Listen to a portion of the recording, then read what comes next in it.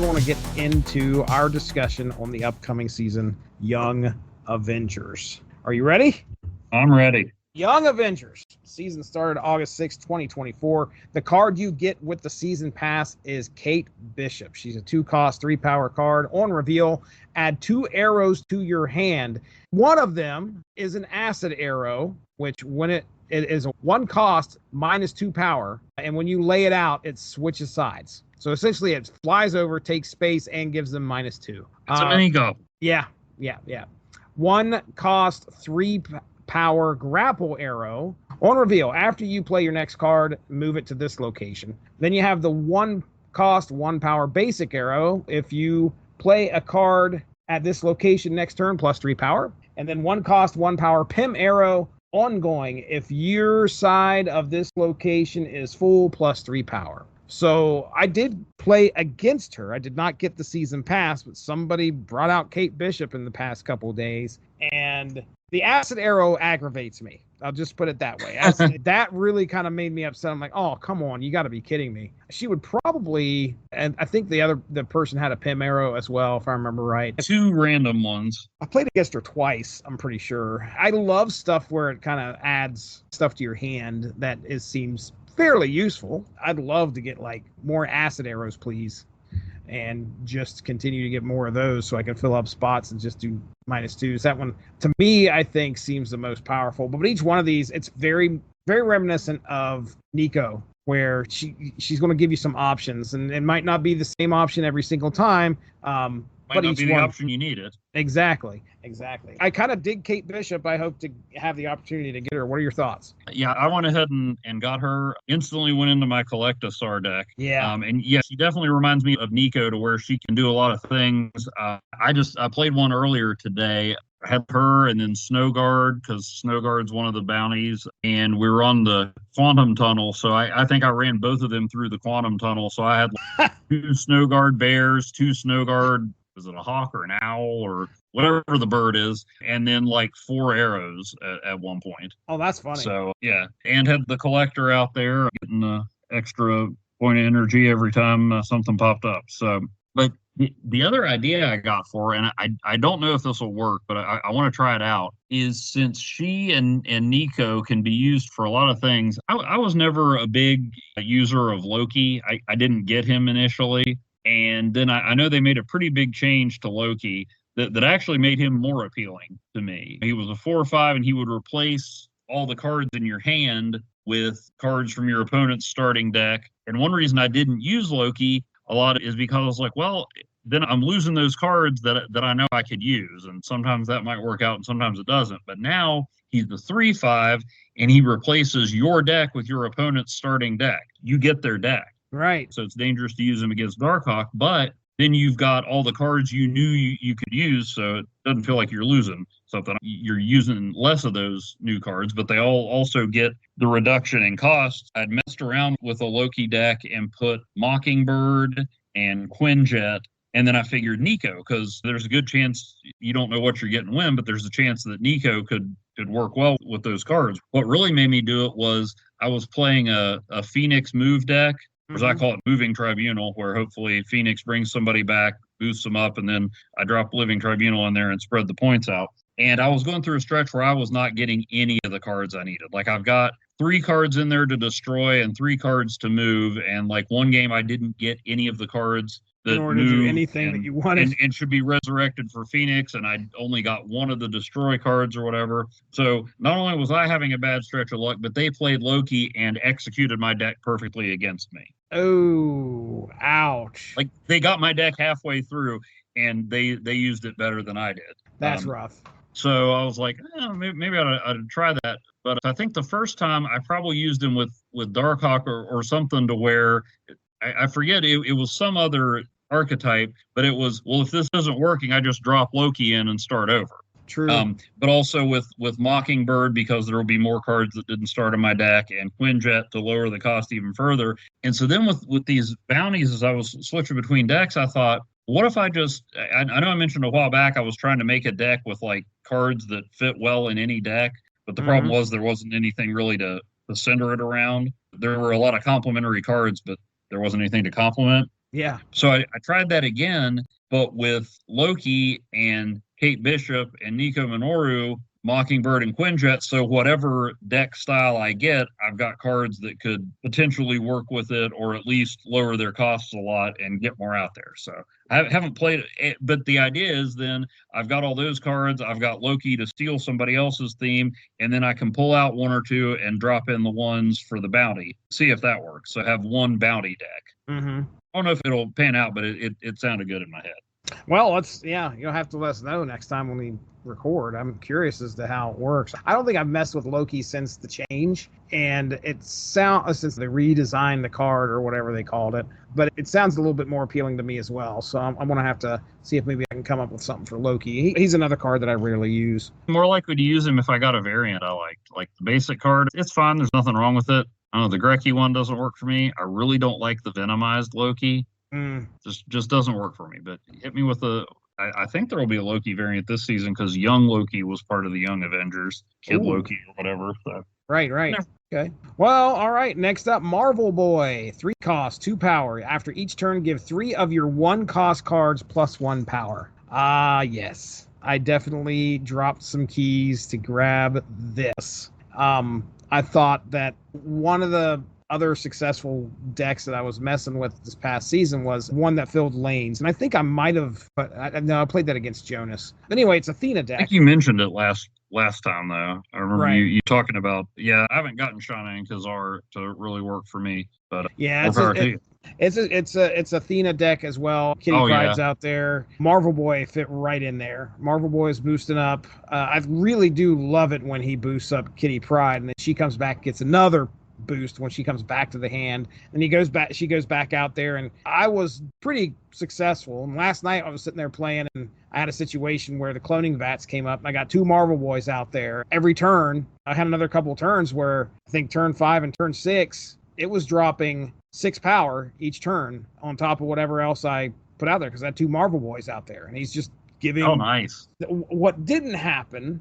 I thought was going to happen. I thought I was going to be running into a destroy deck that was going to have Killmonger, and it was just going to obliterate my deck, which is very much a risk when you're playing that. Do you have Kyra? Not in there, no. Obviously, that makes sense to have her in there. But yeah, I put him in my Thanos deck. That was the thing. Like everybody, Thanos has been this huge card, and I never got him, and then I got him, and I'm like, what do you do? I haven't been paying attention to other people. I just get beat by this guy all the time. I'm not paying attention to how this plays. Yeah, but yeah, I put Marvel Boy in there, and then Kyra, and I had a couple games where I got some decent momentum. I did manage to get all the stones out there once or twice. Okay, next up, Wiccan, 4 cost, 7 power. So this is interesting. And you watched the developer video, so you probably understand, because I had to watch it in order to understand how this read. Because when I first read it, I was like, what sense does that make? So that's on reveal. If you spend all your energy to this game, plus 2 max energy. Now you can see in my parentheses that I put, they got to mean this turn, right? Because why in the world would they say this game? But now I understand. It's a situation where every turn up to when you play Wiccan, you will have had to have used your energy every single turn. So you can't have a turn that goes by where you didn't spend energy before you play Wiccan in order to get that plus 2 max energy. So there you go. Okay, so you do know who Wiccan is. Yeah, I've read Young Avengers. I feel like I wasn't part of the Runaways at one point. I remember the Young Avengers, they crossed over, right? Yeah, he would be interesting. I know the developer video pointed out Quicksilver and Domino, which goodness knows I try to make those 2 work. It's nice to have some place where they fit in. There's a limit on, you can get a lot of energy, but there's only so much space to play. But maybe put those 2 and Wiccan in an Arishem deck. Yeah. You could have your last couple turns with plus 3 energy, or get him out on turn 3 with Psylocke or Zabu. Yeah. Of course, then you'd probably want Venom, Hulkbuster, or somebody to help you clear some space at that point. True. So he'd also be good to play along with Havoc. True. Yeah, because that's going to help you essentially does away with, because Havoc drains like your energy, doesn't he? Level. He subtracts 1 energy every turn, but you gain 1 energy every turn. So yeah, basically he freezes you at the level you're at. But if you drop Havoc and a 1 cost on turn 3, then you'll have 5 energy for the rest of the game. not bad. Yeah, I could see some interesting things there.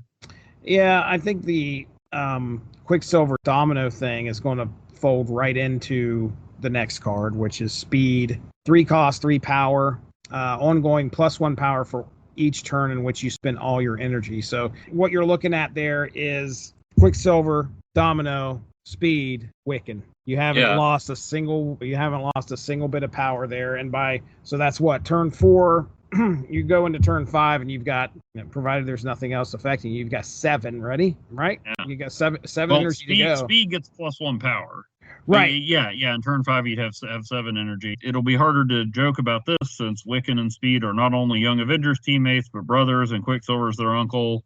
Domino doesn't really fit. I was going to say, Domino doesn't fit into this equation. Yeah, we need to get their mom, Scarlet Witch, in there. And I guess Vision's their dad, sort of. Sort of, kind of. In spirit. Well, since she just magicked up the kids. Oh, these aren't the twins from House of M, are they? I forget how that worked. They're supposed to be. They're her kids. I forget exactly how that worked out though. Well, but yeah, her kids. You watched WandaVision, right? Yeah. On the Halloween episode, her kids were, one of them was dressed as Quicksilver, but the other one was in Wiccan's costume, and Speed's costume is basically just a riff on Quicksilver's. I did not catch that. I saw the kids there. Yeah, Tommy and Billy, that's them.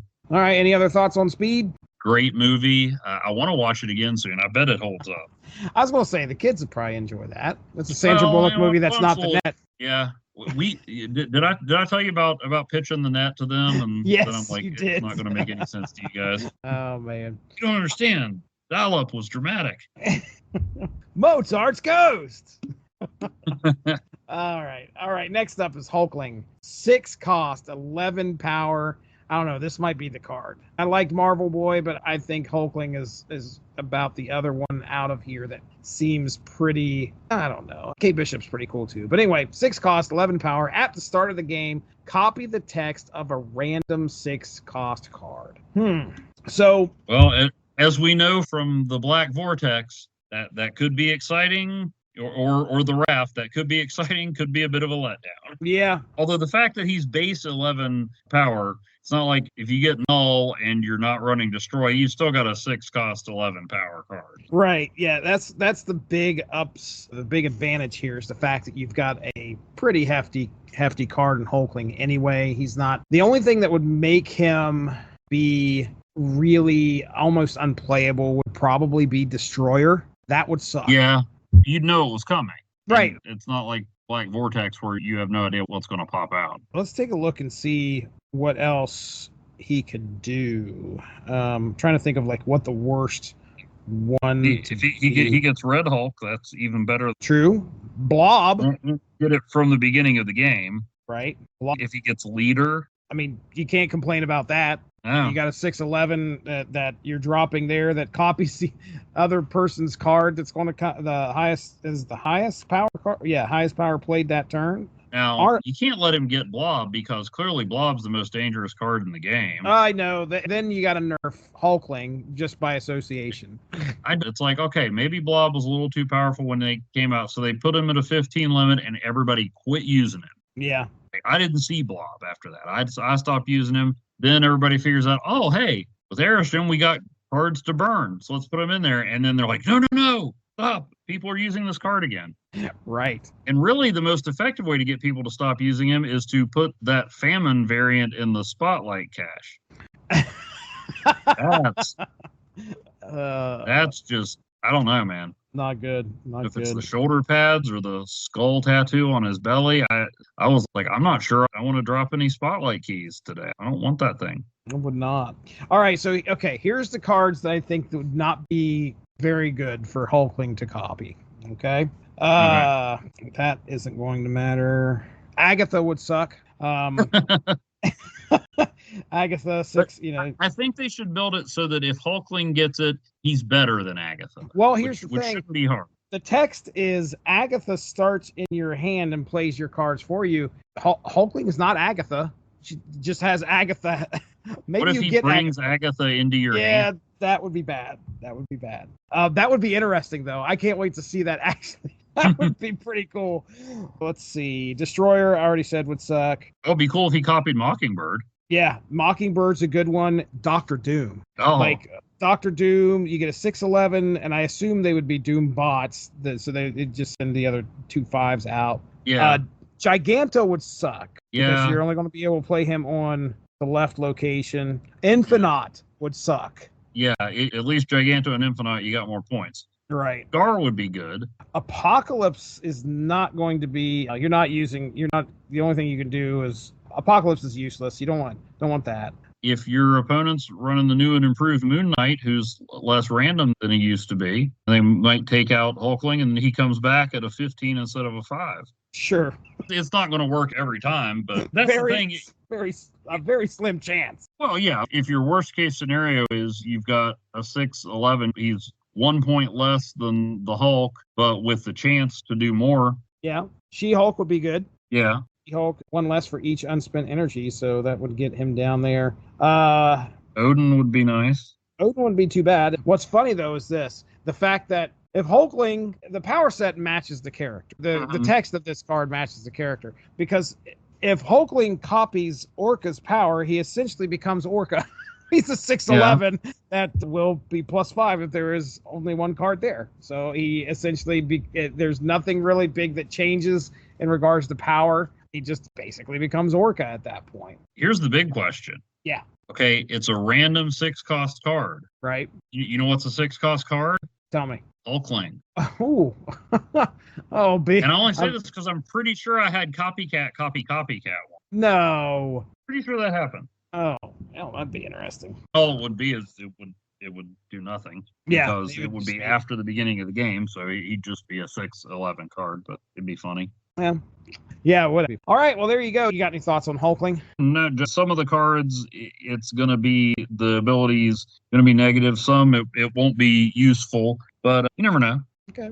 All right, locations for this season. And I'm afraid that the meh locations continue because it's like, hey, guys, let's create a location based on something that was iconic in the comics, specifically an iconic event, such as the Avengers mansion getting destroyed. Mm-hmm. That's where the opening storyline of Young Avengers took place. Okay. All right. So there you go. That folds into the story. It's folding into our season. And the riveting idea that they had is to add a rock at that location when it appears, and then you put a vibranium in your hand. Good raw materials for your buddy Marvel Boy to work with. Okay, all right. Won't complain there, I guess. You got a good point there. Marvel Boy giving out some extra power. Vibranium can't be destroyed, so that's helpful. And it's a 1/4 right out the gate. Yeah,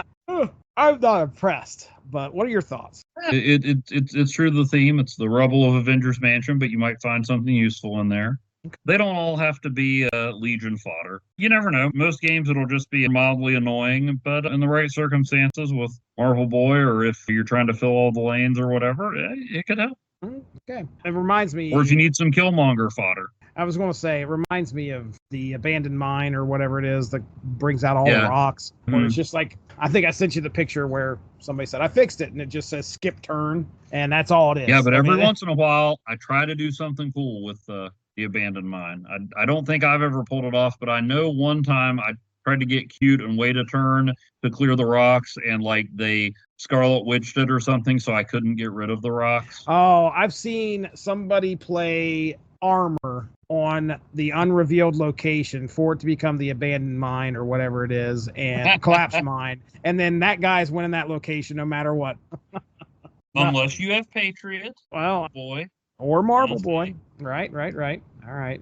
Next up, we have the clubhouse. That's right. You fill that to give your cards at other locations +1 power. Speaking of Legion fodder, this will be Legioned, and Legion is immediately going into my lane fill deck, and I will be Legioning this a lot because everybody's going to be getting +1. And I was sitting there thinking, it says fill this to give your cards at other locations +1 power. So it's probably going to be like a raft situation where as soon as it's filled up, then that event happens. But I was sitting there thinking, like, will it change if you Scarlet Witch it afterwards? Does everybody lose that power? Oh, So that's something to keep in mind, just to see if that actually happens. All right, how about you? What are you thinking of Clubhouse? You hit the nail on the head. I'll probably use my lane filling deck there. Maybe toss Gilgamesh in there. I think I had him in at one point. Sebastian Shaw, right? Was he? I still don't have Sebastian Shaw. Is it on? No, it's not on reveal. It's just when his power. It's permanently upgraded. So like Xandar doesn't trigger his power. So it depends on whether this one is a lasting one or just a bonus as long as it's there. Gotcha. I feel like we should be able to tell, but I can't. What are we here for but misinformation and inaccurate guesses? We're here to make you feel better about your snap confusion. Yeah, trust me.